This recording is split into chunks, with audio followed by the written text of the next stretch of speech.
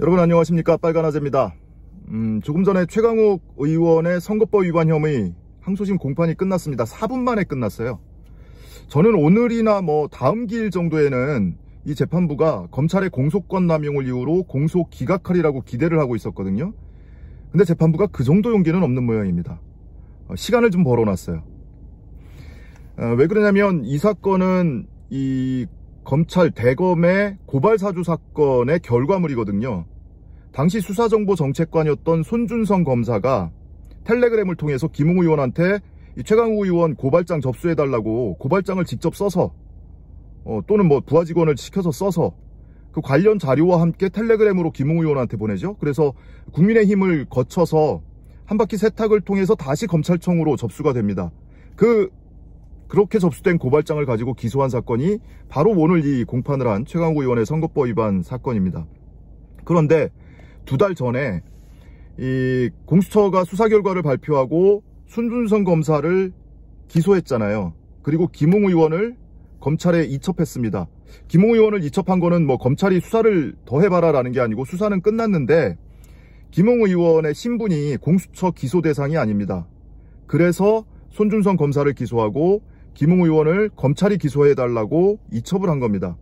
뭘 얘기하는 거냐? 고발사주라는 것이 실제 존재했다라는 사실이 공수처 수사를 통해서 입증이 된 겁니다.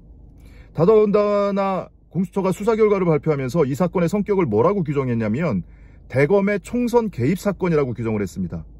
윤석열 치하의 대검찰청이 윤석열이 관여돼 있는지 여부를 변론으로 하더라도 대검이 총선에 개입했고 헌법 유린 행위를 했다.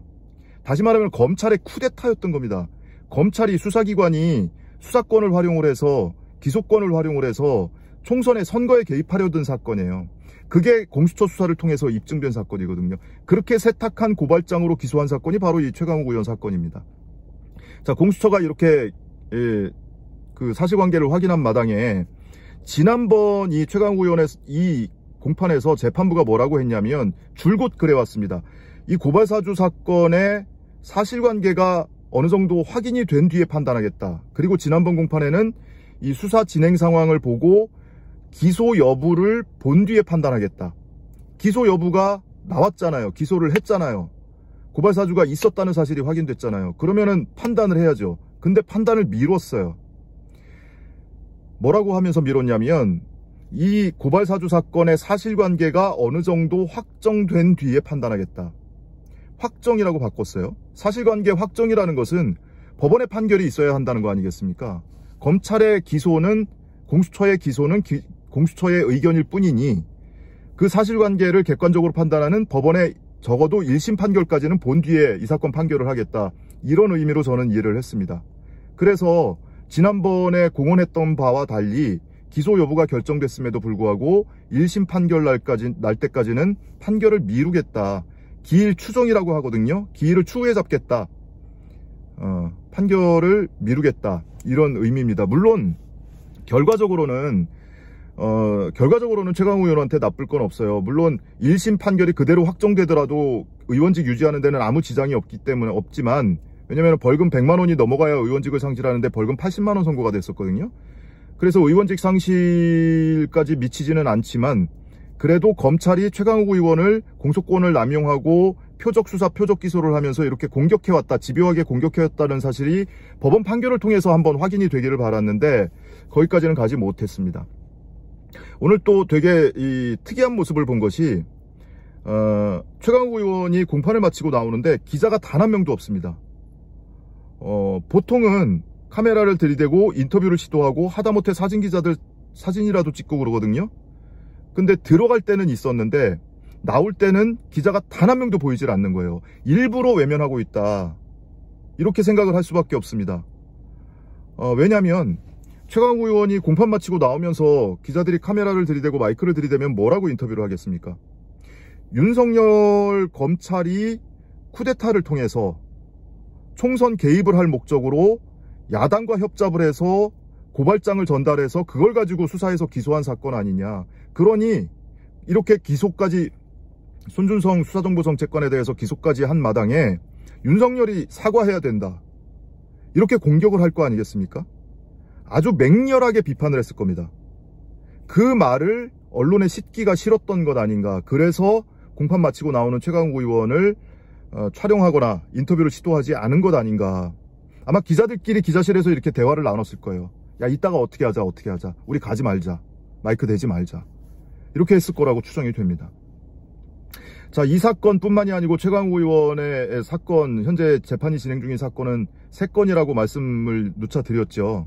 하나는 업무방해 사건. 이 업무방해 사건도 윤석열 당시 검찰총장이 검찰 중간간부 인사 발표 직전에 당시 청와대에 근무하고 있던 공직기강 비서관이었던 최강욱 비서관을 윤석열 검찰총장이 지시를 해서 기소한 거예요. 검사장은 아직 아니다, 소환조사부터 하자라고 했는데 윤석열 검찰총장이 차장검사한테 지시해서 기소한 사건입니다. 그리고 오늘 이 재판이 있었던 선거법 위반 사건은 어떻습니까? 공소시효 완료 직전에 몇 시간 앞두고 이건 역시도 윤석열 검찰총장이 직접 지시해서 기소한 사건이고요. 나머지 하나는 채널A 그리고 한동훈이 관여됐을 것으로 추정이 되는 그 검언유착 사건에 대해서 비판하는 글을 올렸다가 그 일방의 당사자였던 채널A 전 이동재 기자의 명예를 훼손했다는 혐의로 기소한 사건입니다. 이 3건의 기소 모두 과연 기소됐다라는 사실만 가지고 자중하고 반성해야 할 일이냐. 그게 아니죠. 분연히 맞서 일어나서 싸워야 할, 비판해야 할 사건입니다. 민주당이 그리고 민주당 지도부가 동료 의원들이 들고 일어나서 검찰의 공소권 남용을 맹렬히 비판을 했어야 하는 사건입니다. 근데 뭐 했습니까? 민주당 뭐 했습니까? 그러다가 이제 와서 법사위 위원들하고 화상회의 자리에서 짤짤이라고 했든 뭐라고 했든 그걸 가지고 당원권 6개월 자격정지 이런 징계 의결을 한다. 설사 최강욱 의원을 부인하고 있고 심지어 관련자들의 진술도 엇갈리고 있다고 하는데 설사 박지원 전 비대위원장이 굳게 믿고 있는 그 발언이 사실이라고 하더라도 과연 그게 당원권 6개월 정지에 해당하는 그런 사유가 될 만한 일이냐. 본인이 무고함을 항변하면서 2차 가해를 했다는 거예요. 이 정도 사안이 되면요. 설사 징계를 하더라도 당원권 6개월 정지라는 것은 지금 상황을 봤을 때는 최강욱 의원의 정치 생명을 끊겠다는 거라 다름 아닙니다. 적어도 다음 총선 때 공천 안 줄 거야. 이걸 선언한 거나 다름 아니죠. 최강욱 의원이 누구보다 열린민주당과 민주당이 합당하고 그 합의문을 발표하면서 혁신과 쇄신과 개혁에 앞장섰던 의원입니다. 그런데 이렇게 집요하게 공격을 하고 당내에서까지 공격을 하는 걸 지켜보면서 많은 사람들이 뭐라고 의심하냐면 동일지역구 3선 연임 제한, 이와 같은 중진 의원들이 거북해할 만한 그 혁신안, 그 합의안을 무의로 돌리려고 이렇게 뒤에서 작업하고 있는 것 아니냐, 이렇게 의심할 수밖에 없는 거예요. 왜? 징계 수위가 매우 정상적으로 보이지 않기 때문에. 그리고 당에서 이와 같이 외면하고 그 의원을 비판하고 하면 언론 보도라든지 지금 받고 있는 재판 결과에도 악영향을 미친다는 것은 이제 상식입니다. 조국 전 장관 정경심 교수 사건에서 우리가 지켜봤잖아요.